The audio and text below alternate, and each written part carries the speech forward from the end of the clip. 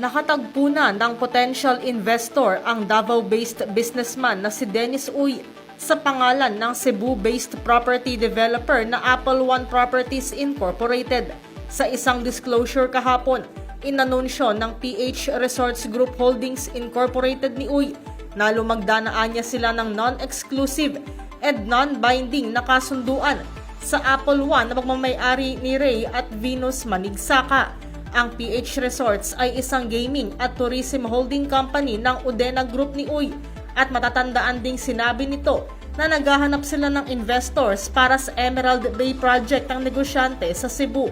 Ito'y nang ma-terminate ang negosasyon ni Uy sa Bloomberry Resorts ng business tycoon na si Enrique Razon Jr. nitong unang bahagi ng taon dahil sa due diligence.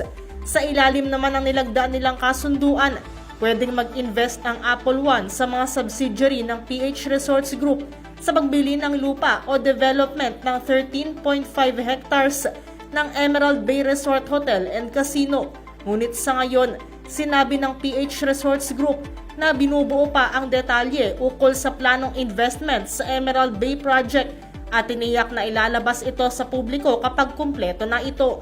Kaugnay nito, nakahanap din ng investor si Uy matapos lumagda sa isang debt restructuring agreement sa China Bank sa pagbenta at pag-lease muli sa 12.5 hectares ng lupa na pinagtatayuan ng kanyang casino resort project sa Cebu. Ito ang masayang anunsyo ng kumpanya ni Uy dahil pahirapan itong kumpletuhin ang kanyang proyekto na nagkakahalaga sa $300 million.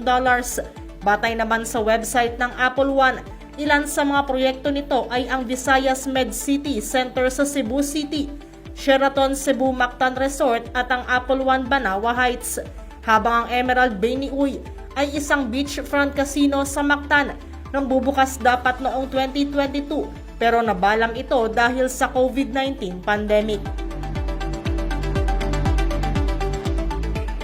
Samantala, humina pa ang palitan ng piso kontra dolyar sa halagang 56 pesos and 78 centavos kada US dollar. At yan ang ating balita sa mundo ng negosyo. Your business is our business.